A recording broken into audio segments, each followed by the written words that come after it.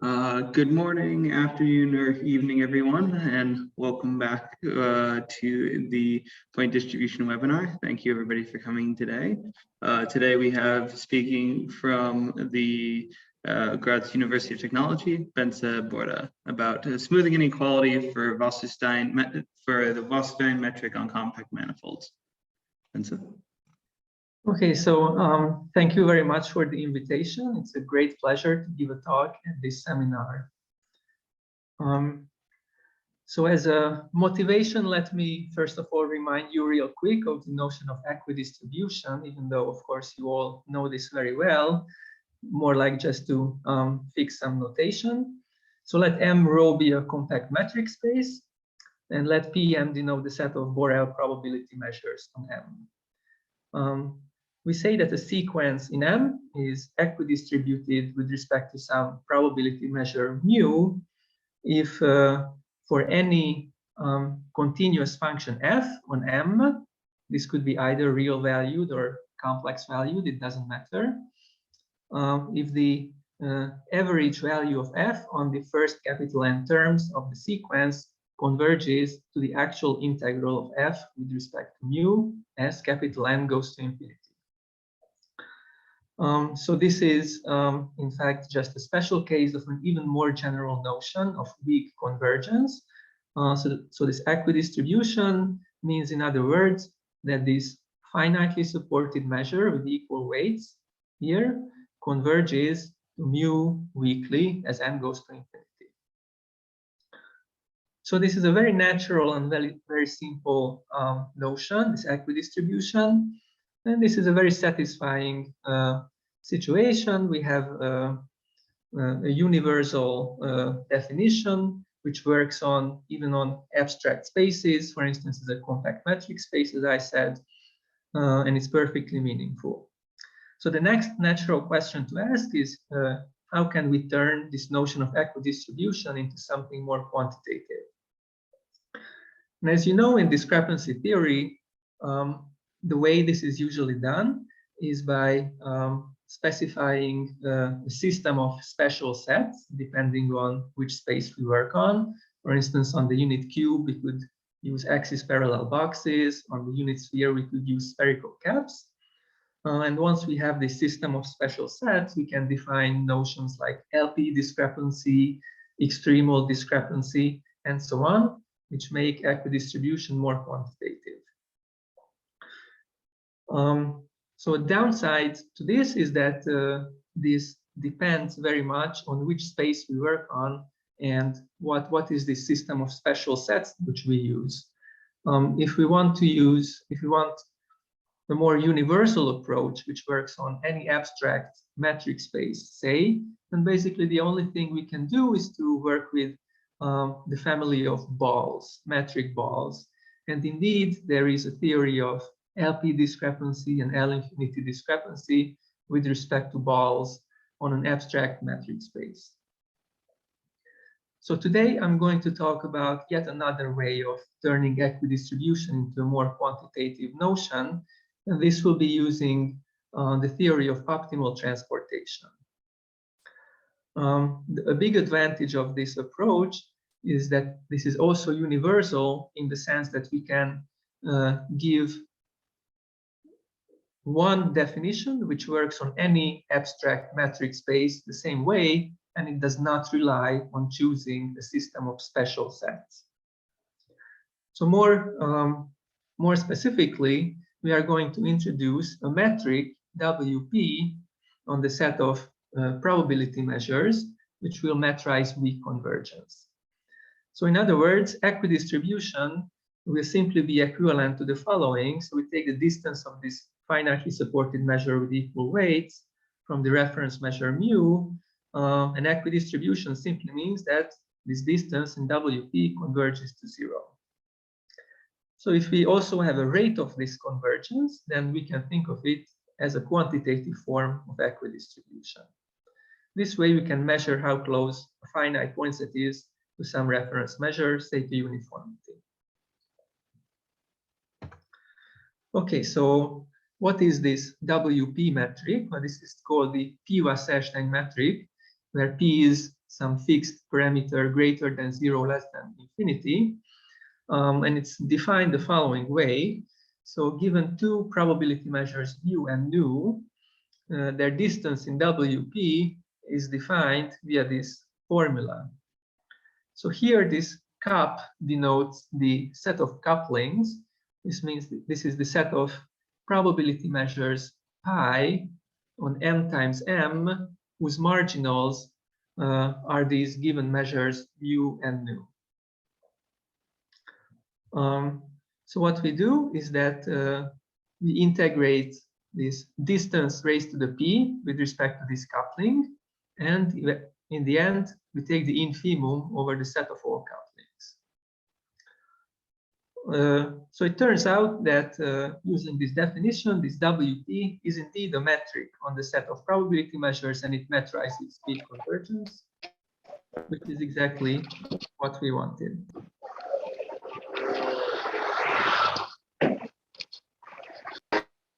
Okay, so as you see from the definition, this looks very much like an LP norm. And indeed, this is a good way to think about this as an LP norm.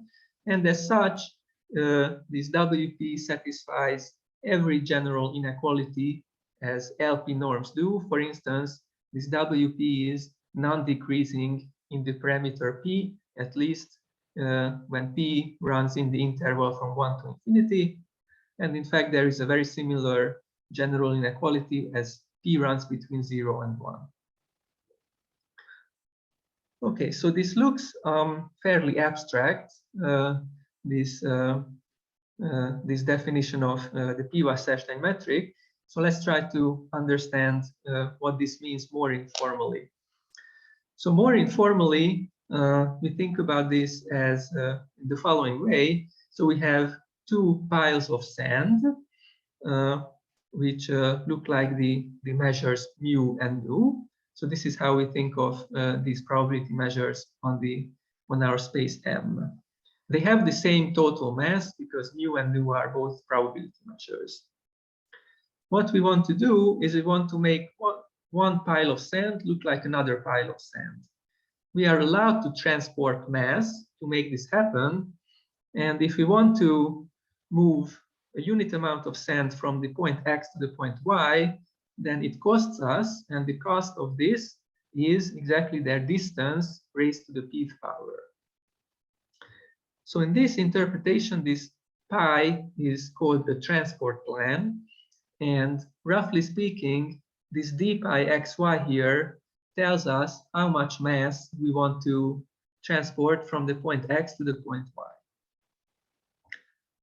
So the condition that this pi is a coupling means exactly that if we start with a pile of sand which looks like mu and we execute this transport plan pi, then we really end up with a pile of sand which looks like the other measure nu.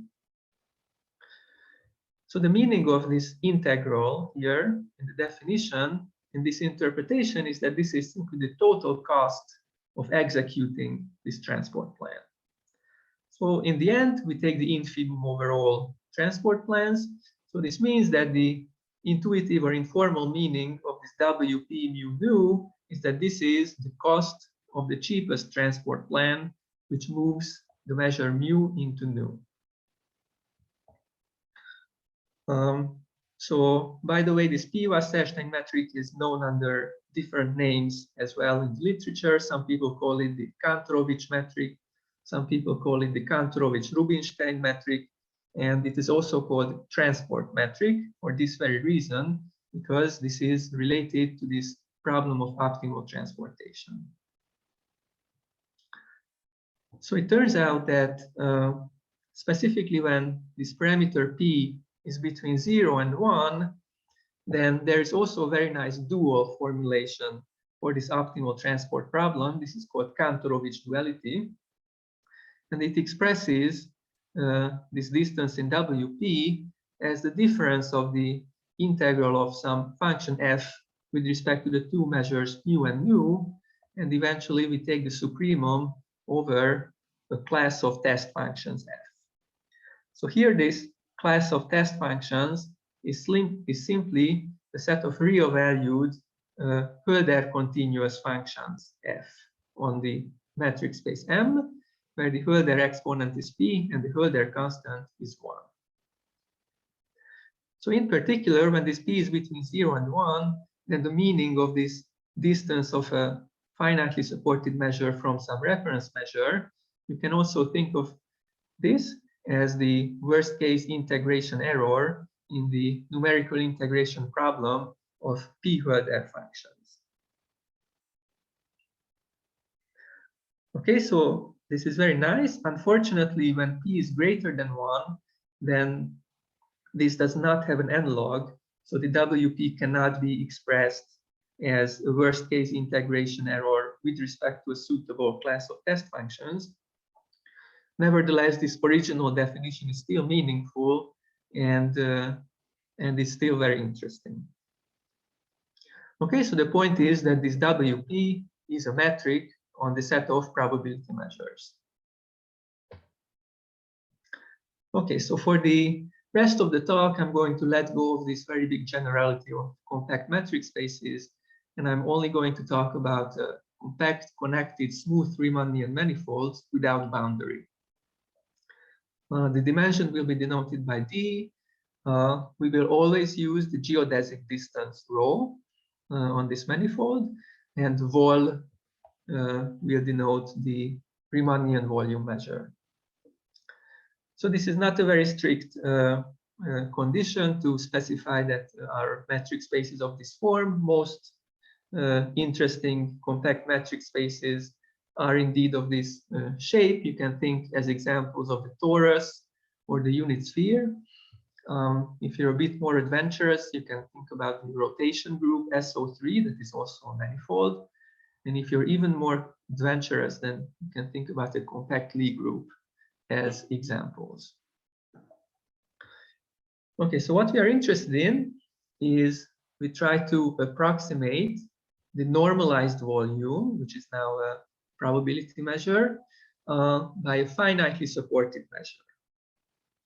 So it turns out that if we are allowed to use, so this is our finitely supported measure, if we are allowed to use any points in our metric space and also any weights Wn, of course these are non-negative and add up to 1, then the best rate we can achieve using capital N points to approximate uniformity is asymptotically some constant times capital N to the -1/d. At least this is the case when p is greater or equal 1 and less than infinity. There is also a very similar formula when p is between 0 and 1. So it turns out that this constant in the asymptotics, this of course depends on p, but other than that, it only depends on the dimension of the manifold, but not on the geometry.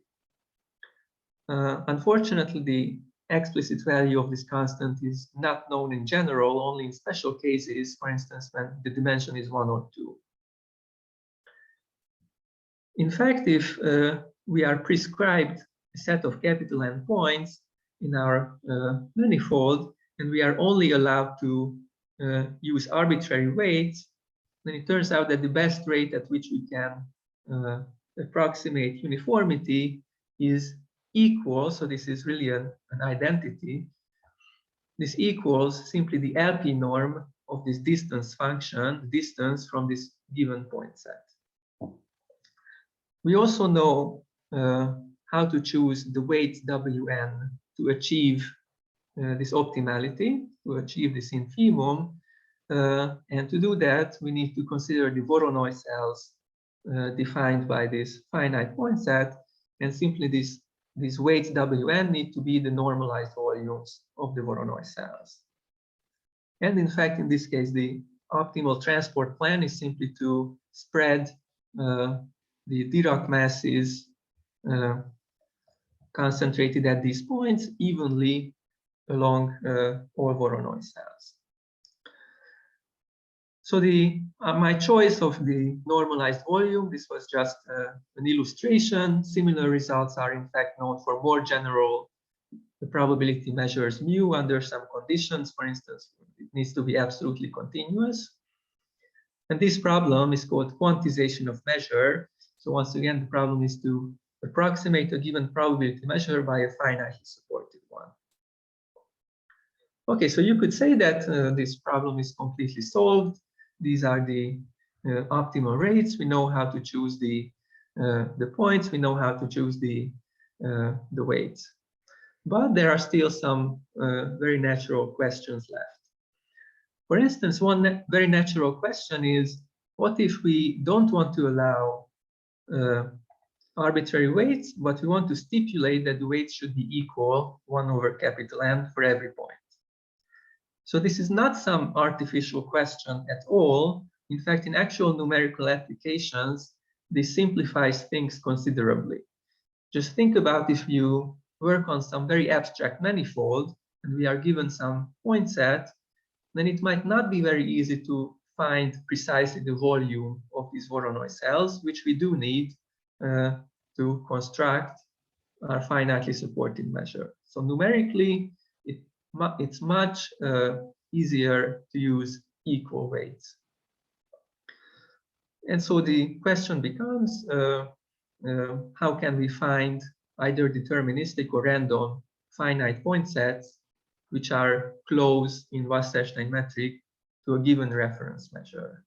Or if we are given a deterministic or random point set, how can we tell how good it performs in WP? Okay, so in this talk, I'm mostly going to focus on the case p equals 1 or p equals 2.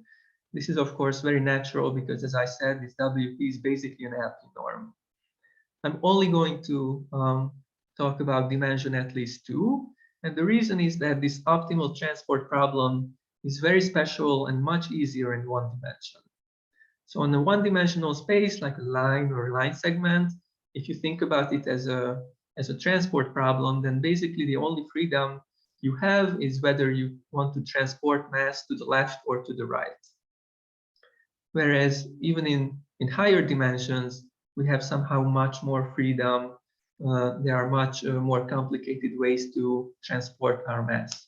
So the fact is that even dimension 2 is infinitely more complicated than dimension 1 in this setup.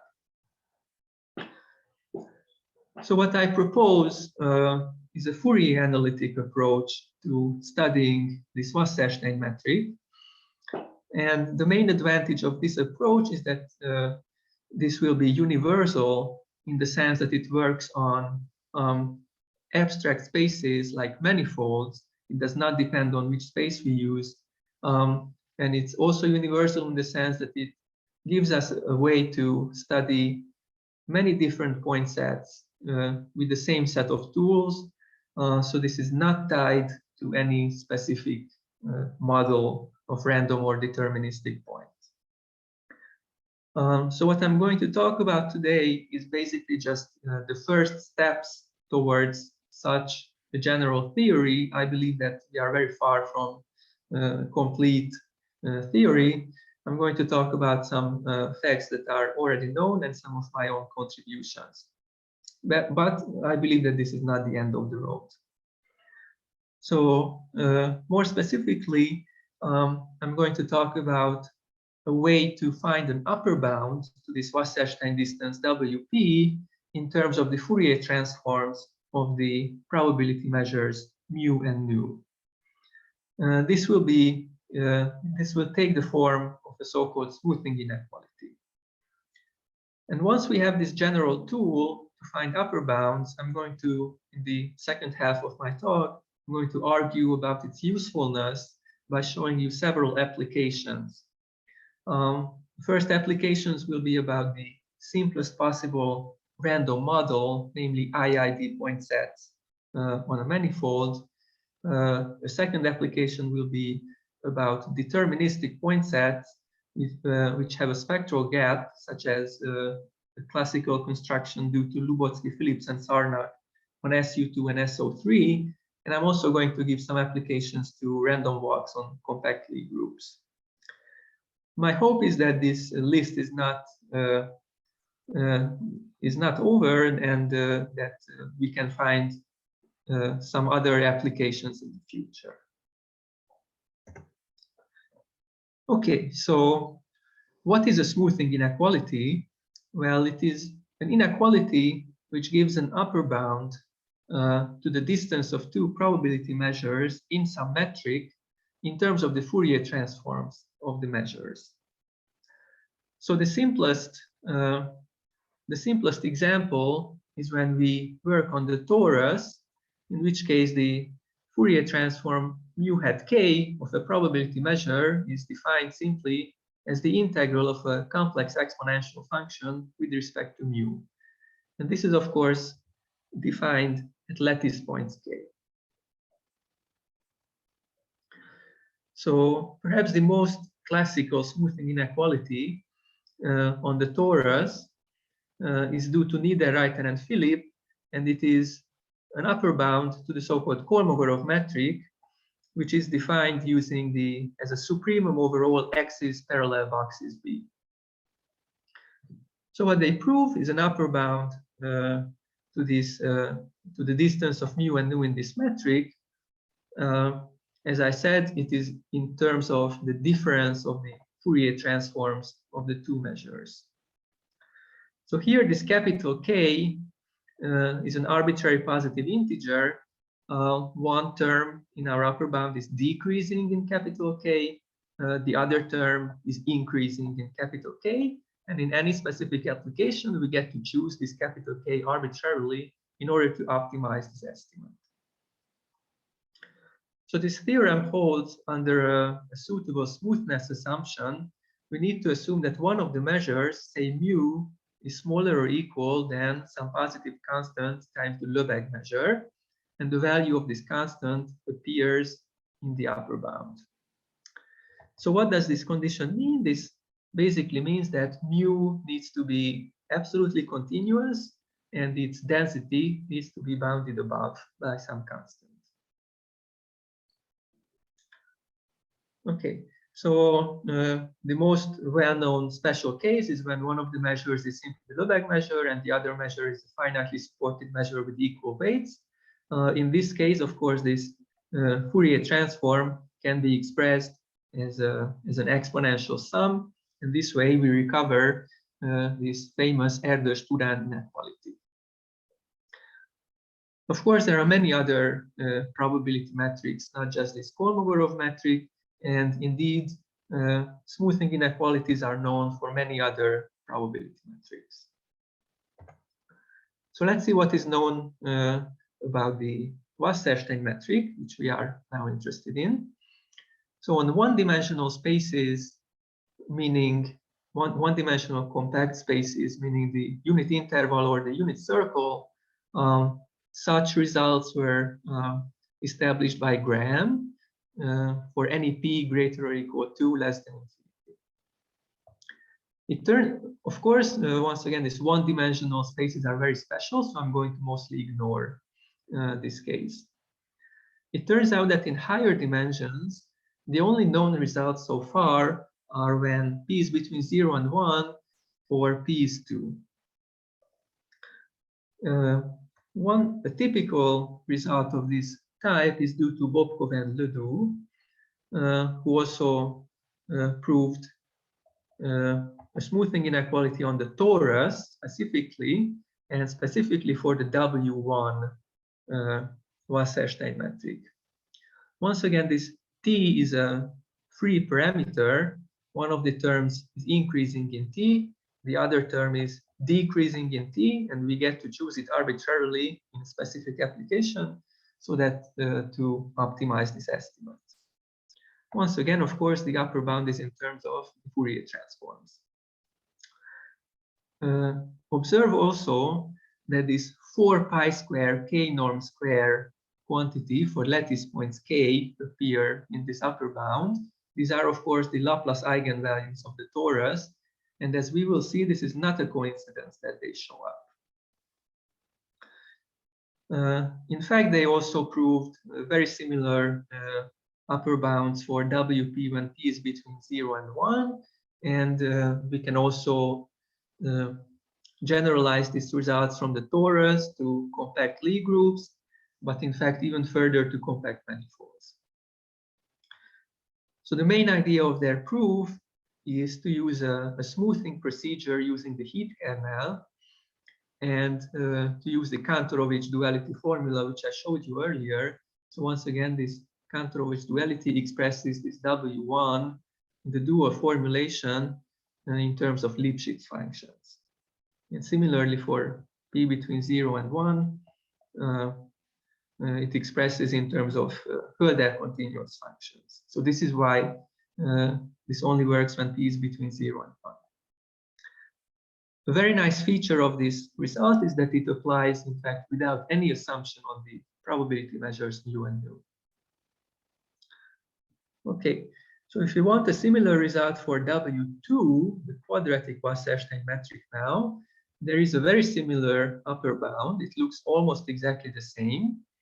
The main difference is that now we need to assume a smoothness assumption on one of the measures, say mu. We need to assume that it is greater or equal this time than some positive constant times the Lebesgue measure. And the value of this constant appears in our upper bound. But other than that, it looks very similar to the previous one. Now, of course, as I said, the whole point of using Wasserstein metric is that it's perfectly meaningful on abstract spaces. So so of course the torus here is just an illustration, and everything works in much more generality. So let's see how this works in more generality.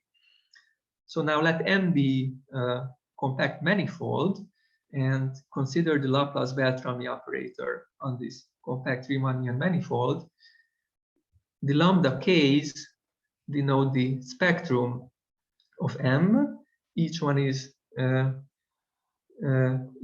repeated according to its multiplicity, and this phi k denotes the corresponding Laplace eigenfunctions.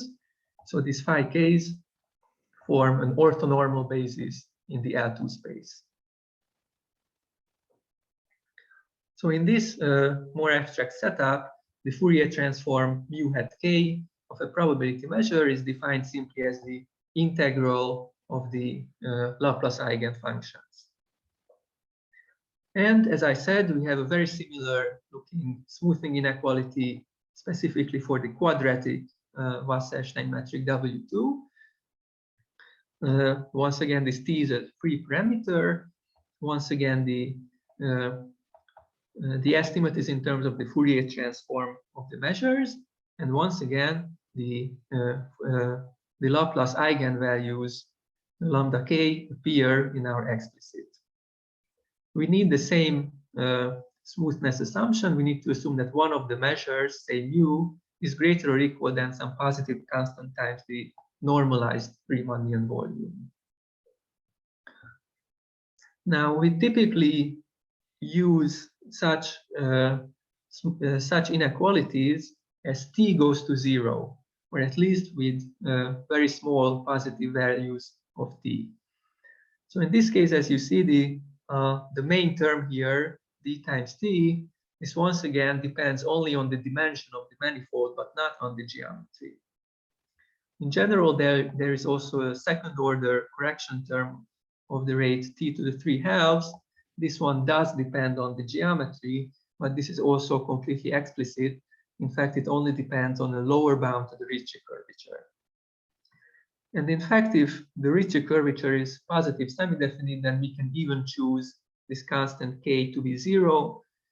So in this case, there's no second order term at all. This is the case, for instance, on the torus, as I showed you on the previous slide.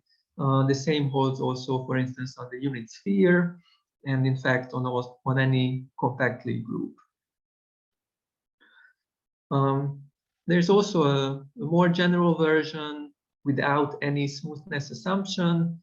In this case, this c in the denominator, this needs to be replaced by the minimum value of the heat kernel at time t/2. But this depends on t, and this more general version is probably less useful for this reason. Okay, so the first results of this type, so the first smoothing inequalities specifically for W2, they were established by Louis Brown and Stefan Steinerberger. They considered both the torus as a special case and also this more abstract setup of compact manifolds. They only considered when one of the measures is the normalized volume itself, and the other is a finitely supported measure with equal weights. So these results are some generalizations of their theorems, and also I made it more explicit. So let me say a few words about the proof. This also follows very closely this Brown and Steinerberger ideas. So basically, we use a smoothing procedure using the heat kernel. So what we do is we apply the heat flow for time t/2 to our measures mu and nu to obtain smoothed versions mu t and nu t. So by the triangle inequality for the Wasserstein metric, it is enough to find an upper bound to these three terms here. So it turns out that to estimate the first and the third term, so the distance of the original measure from their smoothed variants, it all boils down to this integral where this heat kernel appears, of course, because we used the heat flow in our smoothing procedure, and the geodesic metric square appears because specifically we use the quadratic Wasserstein. So using the Laplacian comparison theorem, it's possible to give an upper bound to this integral, which is in fact uniform in the point x and any positive t. So this takes care of the first and third terms. To estimate the second term, so the distance of the smoothed measure, roughly speaking, we use the so-called Benamou-Brenier formula. This relates the quadratic Wasserstein metric to a suitable negative Sobolev norm. And this negative Sobolev norm has very naturally a Fourier analytic interpretation. So that's how the Fourier transform enters the picture. Okay, so I don't want to go into any more details, technical details about the proof. Let me instead mention some potential further generalizations and improvements which are still open about this result. So first of all, this smoothness assumption that I needed in my inequality, observe that this forces the measure mu to have full support. It would be nice to remove this condition and to establish a result of the form when we are given some nice set. We are given a probability measure which is supported on that nice set, and we only assume such a positive density assumption on the support. Another very natural way to generalize this result would be to manifolds with a boundary or to non-compact manifolds. So these are not known. And finally, perhaps what I find the most interesting possible generalization would be a similar smoothing inequality for WP with P greater than 2. So recently it seems that this could be made to work, but this is still ongoing work, so I don't have anything to report on this, but hopefully it will come out and we will have an analog of the smoothing inequality even for P greater 2. Okay, so now that we have this general tool, the smoothing inequality, in the rest of the talk, I'd like to argue that this is in fact very useful by showing you several different applications. Okay, so the first application is the simplest possible random point set, namely IID point sets. So the setup is the following. So once again, M is some compact manifold. We choose x1 through xn IID random points, each with distribution mu. We let mu sub n denote the corresponding empirical measure. So this is now a finitely supported measure with equal weights, but it is a random measure. So it turns out that this mu sub n converges weakly to mu under very general circumstances. And what we are trying to understand is the rate of this weak convergence in the Wasserstein matrix. So what we do is we consider the distance of mu n from mu in some Wasserstein. This is now a random variable. And we want to understand the asymptotic behavior of this random variable. For instance, how big is its expectation? So the first problem of this type that has been studied is when this measure mu is the Lebesgue measure on the unit cube. So this is the case of uniformly distributed IID points on the unit cube. So it turns out that the expected value specifically for W1 is of the following grade. So it's 1 over square root n in dimension 1 is the square root of log n over n in dimension 2, and it's square root d over n to the 1 over d in dimension greater or equal than 3. This is in fact sharp, so there is a matching lower bound up to a universal implied constant. The one-dimensional case is once again special, and it's much easier. The most delicate case is the two-dimensional case. This is due to Ajtai, Komlós, and Tusnádi, and it dates back to the 1980s. The higher dimensional case was studied in detail by Talagrand. Note also that this n to the minus 1 over d, this is the optimal rate, which we saw earlier, the optimal rate to approximate a smooth measure with capital N points, no matter what points, random or deterministic, and even if we allow arbitrary weights. So this means that IID points achieve optimality in dimension at least 3. So Bobkov and Ledoux have recently revisited this problem, and using their smoothing inequality, which I showed you earlier, they proved that the same upper bound, this holds in fact for an arbitrary mu, not just for the Lebesgue measure. They were also able to weaken this IID condition to stationary alpha mixing samples. So here stationary means that they choose these random points in a way that each has the same distribution mu. So this is what stationary means. But instead of independence, it is enough to assume a suitable alpha mixing condition. So this alpha mixing, this is some classical notion in the theory of weakly dependent random variables.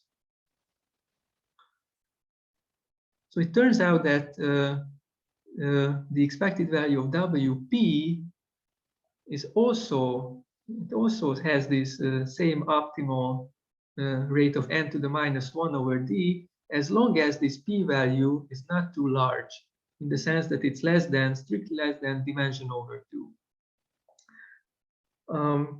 So this also works for an arbitrary measure mu, and in fact it works on even more general spaces. It works, for instance, on any compact metric space if we define this dimension d in a suitable ball covering sense.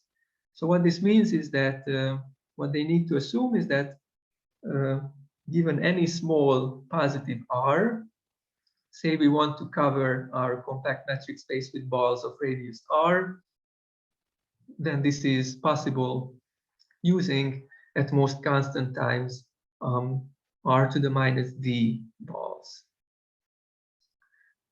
So this is due to Boissard and Le Gouy. They used a completely different approach. They didn't use Fourier analysis at all, but they were able to work on very abstract spaces. They also relaxed the IID condition to stationary mixing sequences, and they also considered some non-stationary samples such as Markov chains. So what happens when P is even larger than D over 2? This is less clear, and to the best of my knowledge, a complete answer, meaning an answer which satisfying answer which covers every value of P, this is only known on the unit cube or on Euclidean spaces. This is due to Fourier and Guillaume. But it's not known on more abstract spaces. Okay, so everything here works for an arbitrary probability measure mu. However, if we assume something about this probability measure, then we can say more. So revisiting this Ajtai-Komlós-Tusnádi, Ambrosius and Trevisan considered a uniformly distributed IID sample, specifically on a two-dimensional compact manifold. So this uniformly distributed means that this measure mu is the normalized Riemannian volume.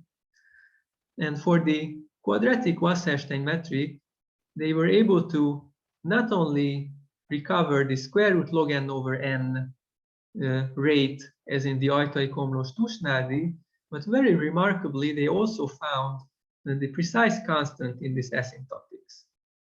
Once again, as you see, this constant does not depend on the geometry of the manifold, but only on, well, we work in dimension 2, so it only depends on the dimension. Okay, so they also used heat-kernel smoothing, but in order to establish this precise constant factor, they also needed to use fairly technical PDE tools. So what the smoothing inequality gives in this setup is the following. So once again, we need to assume that our reference measure is greater or equal than some positive constant times the normalized volume. And what we can do is, specifically for the quadratic Wasserstein, at least we can recover the same rate as before. So this 1 over square root n in dimension 1, square root log n over n in dimension 2, and square root d over n to the 1 over d in higher dimension. We have some constant factors in front. Once again, this volume to the 1 over d that you see here, this is just a very natural scaling factor. So this does not depend on the geometry at all. It depends on the value of this constant c, but otherwise these are some reasonable constants. They are not as sharp as in this Ambrosius-Trevisan, but still some reasonable constant. And once again, we have some lower order terms which do depend on the geometry. We can also relax the IID condition to stationary mixing samples. Okay, so given that I have maybe 5 minutes left, if I see this correctly, let me maybe skip some slides and show you something that you might be more interested in about spectral gaps. So now the setup is the following. So consider a compact connected Lie group G, and to any probability measure nu, we can associate an operator T sub nu. This is an operator from L2 to L2. And this is how it's defined. So this is basically, it takes a function f and it averages its values using this probability measure nu. Now let's assume for now that this is a normal operator, although this is not a crucial assumption and could be removed. So it is easy to see directly from the definition that constant functions f are eigenfunctions with eigenvalue 1. And it is also not difficult to see that any eigenvalue has absolute value at most 1. So now that we understand constant functions, what we can do is we can consider the orthogonal complement of the one-dimensional space of constant functions, which I will denote by this L02. So this is simply the set of mean zero functions in L2, and we can restrict our operator to this orthogonal complement. If the spectral radius of this restriction becomes strictly less than 1, then we say that the measure nu has a spectral gap. So using once again this smoothing inequality, we can deduce a sharp relationship between the Wasserstein distance of any probability measure from the Haar measure in terms of this spectral radius. Once again, we have three different upper bounds depending on the dimension being 1, 2, or at least 3. This looks very similar as we have seen before, and in particular, if you formally substitute q equals 1 over square root n, then we recover this ajtai-komlós Tusnádi Talagrand rates we saw before, and this is of course not a coincidence. So the point, what I'm trying to say is that once we have such a relationship between the Wasserstein metric and spectral gaps, we can also use this result to study deterministic point sets. So let me finally show you an application in number theory, which is due to Lubotsky, Phillips, and Sarnak and goes back to the 1980s. So what they did is the following. So they considered this compact group SU2, and what they did is for infinitely many n's, they constructed a finite set of size 2n in this group SU2. So the actual construction is not that important for us. I only included it to emphasize that this is a very simple construction. And the point is that this finitely supported measure with equal weights supported on these finite points that they constructed, they were able to prove that this q nu, so once again, this is the spectral radius of the restriction of the averaging operator, this decays at the rate of n to the minus 1/2. In fact, they even found the precise value of this q. So they have an explicit formula for this, but the point is that this decays at the rate of n to the minus 1/2. So if we use this result that I showed you on the previous slide, relating the Wasserstein distance to spectral gaps, we immediately deduce that the distance of this finitely supported measure from the Haar measure in W2 decays at the rate of n to the minus 1/3. Note that this is optimal because SU2 is a three-dimensional manifold, so this is the same rate as this n to the minus 1/d we saw before. So of course this is not very surprising because having an optimal spectral gap is a very strong property indeed. So it's not surprising that this finite point set that they constructed is also optimal in other senses of the word. So what we can do with the smoothing inequality is show that this is also optimal, for instance, in terms of this quadratic Wasserstein metric, W2. It is an open problem for now whether the same optimal rate holds for all p greater than 2. I conjecture that the answer is yes. Okay, so I think my 50 minutes is up, so maybe you have a little bit more time if you wanted to use it because we started a little late. Okay. Okay. So let me just maybe show you one last application, because I promised something about random walks on compact groups. So let me just quickly say one last application. So consider a compact group G, a sequence of IIDG valued random variables, and consider Sn to be the product of the first n of these variables. Okay, so this is now a random walk on a compact group G. If all these x1, x2, and so on have the same distribution nu, then of course the random walk Sn has distribution nu star n. This is simply the nth convolution power of nu. So it turns out that this random walk Sn converges weakly to the Haar measure under very general circumstances, In fact, there is a necessary and sufficient condition due to Kawada and Ito, which states that we have such a weak convergence if and only if the support of this measure nu is not contained in certain configurations. So this is the analog of the classical central limit theorem for real valued random variables that is also about convergence in distribution. The main difference is that now the limit distribution is not a Gaussian, but instead the Haar measure. Okay, so once we have such a convergence in distribution, we can ask about the rate of this distribution, the rate of this convergence in the Wasserstein metric.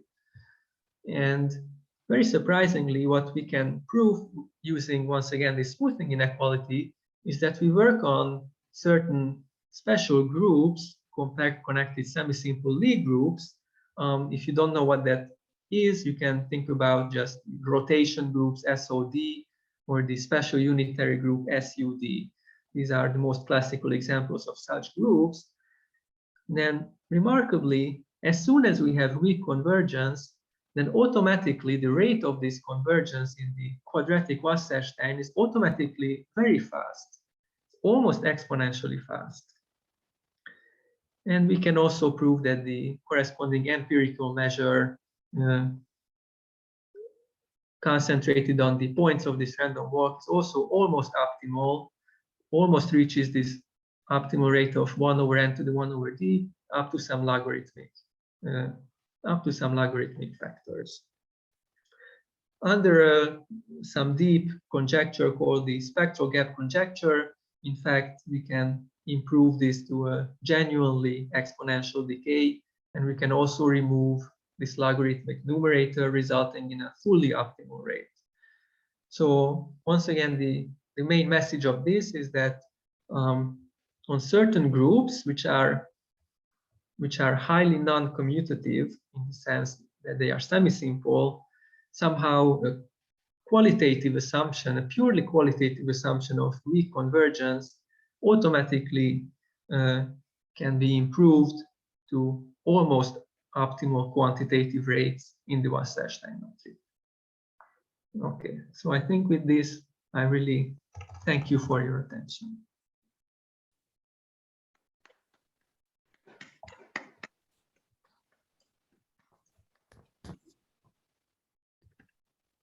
Do we have any questions for the speaker?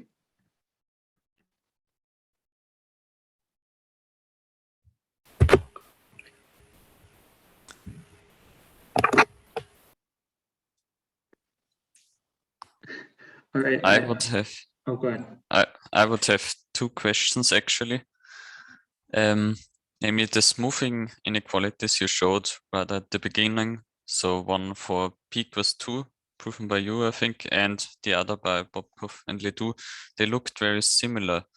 Yes. So which of them is closer to the truth, you think, or can it be that for p equals 1 and 2, there's such a similar behavior? So both of them are optimal, in fact.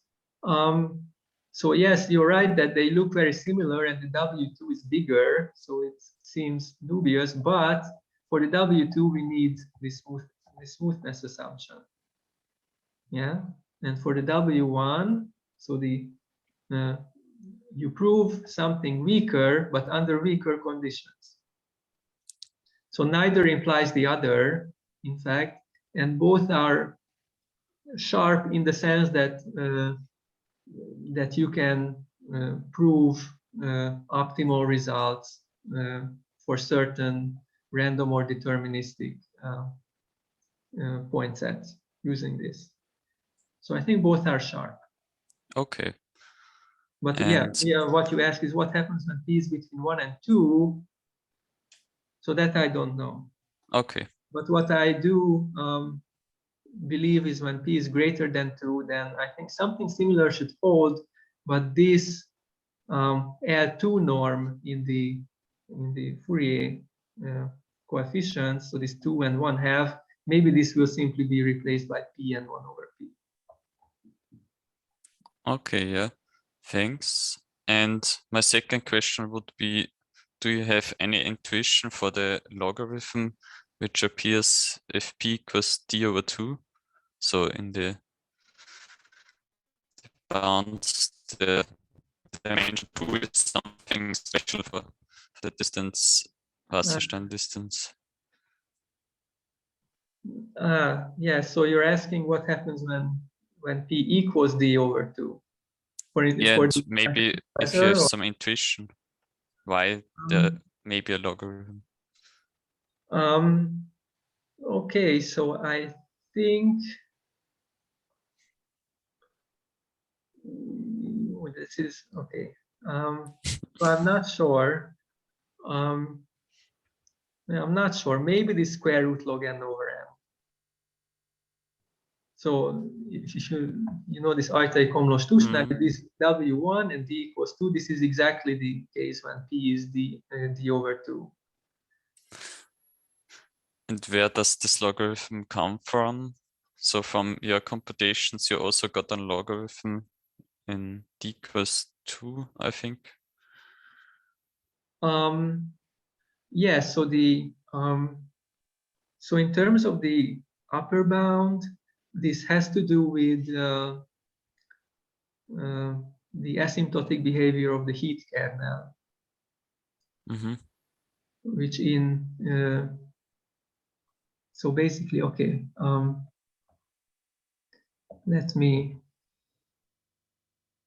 maybe go back here.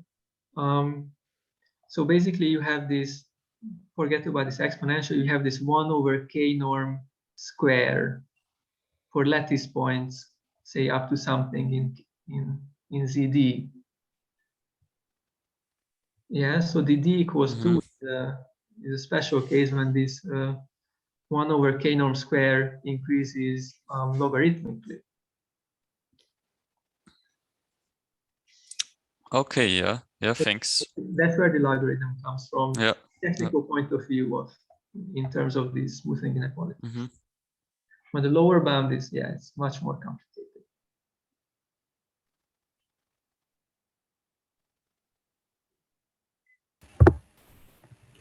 So I have a question, if you don't mind. Can you hear me? Yes. All right. So Bence, thank you for this very nice talk. So at the beginning, you mentioned basically this classical examples how to measure if a point distribution is well distributed, and you mentioned also the cap discrepancy. I was just wondering, has there been some effort in relating those two notions, where you can bound the cap discrepancy in terms of some Wasserstein distance or vice versa? That's a very good question. We have just discussed this with Ryan and Professor Grabner, and so we do not really know about any such results in the literature. But it would be interesting, yes. I am unaware of anything that relates, say, LP spherical cap discrepancy to Wasserstein, if this is what you're asking. Basically, yeah. Okay. What we basically think is that it's easier to achieve optimality in Wasserstein than to achieve optimality in LP spherical cap. So if anything holds, then the only thing that could potentially hold is that, for instance, if a point set is optimal in LP spherical cap discrepancy, then it's also optimal in WP. I'm not saying that this is true, or I'm not saying that I conjecture this, but at least this direction would be consistent. The other direction is not consistent. That cannot hold. So these are not equivalent notions for sure. All right, thanks a lot. So will the paper be on archive soon, or is it on archive? It is already on archive. Okay, so this is it. All right. Smoothing inequality is in this one. The empirical measures and random walks in complex spaces in the quadratic Wasserstein. Thank you a lot. Hey, can I ask about your results on Lie groups, about that 1/3 and n over 3 exponent? So this would be one of the last slides. So where could you comment on where that 1/3 come from? Because there seemed to be no indication in what you said pre the slide that there should be 1/3. Where did that come from? Yes, that's a very good question. Once again, it should be a genuinely exponential. And if a deep conjecture, this spectral gap conjecture, is true, then this is genuinely exponential. So what this theorem is this is an unconditional result, meaning that even without assuming this deep conjecture, this is the best that I can prove right now. And the origin of this 1/3, in fact, it's not a 1/3, it depends on the group, but the worst case is 1/3. And the origin is that I use the best possible partial result towards the spectral gap conjecture. This is due to Varju, and basically what he proves is that if you restrict this Markov operator to the not all of L02, which I said earlier, but only to the span of the Laplace eigen functions, where the Laplace eigenvalues go up to some threshold, then he was able to prove a spectral gap of size log x to the -2. And this -2 explains the 1/3.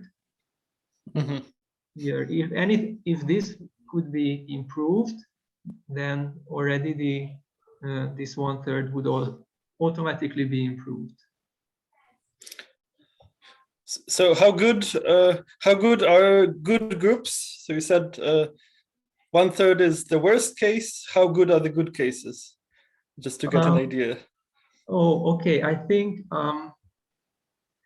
so. I think what Varju proves is something between -1 and -2 here, depending on the group. So the -2 is the worst. So that would mean that I can prove something n to the between 1/2 and 1/3, depending on the group. And the worst case is 1/3. I see. Thank you. Again, this is an unconditional result. This is likely not optimal. This is artificial because this is the best partial result in this area. If you could, and the actual conjecture is that this should be at least 1. Yeah, so it should not even decay with x. But this is out of reach for now. So very interesting. Thank you very much.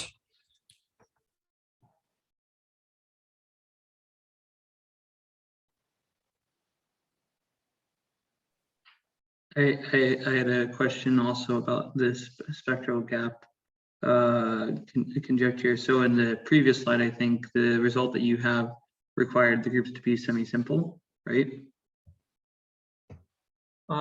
Yes, compact, connected, semi-simple, and in fact, semi-simplicity cannot be removed. For instance, I do know that this theorem does not hold on the torus. This is not true on the torus, which is a compact connected Lie group, but it's not semi-simple. And in fact, there are examples of random walks where this decay is only polynomial instead of almost exponential. And so is that generally the issue whenever you have commutativity in your group? Yes, so that's how I think about it. Maybe this is a very naive way, but the way I think about it is that semi-simplicity means that the group is highly non-commutative. And this highly non-commutative nature makes a random walk somehow mix much faster. Okay. Okay. Thank you. Any other questions for our speaker?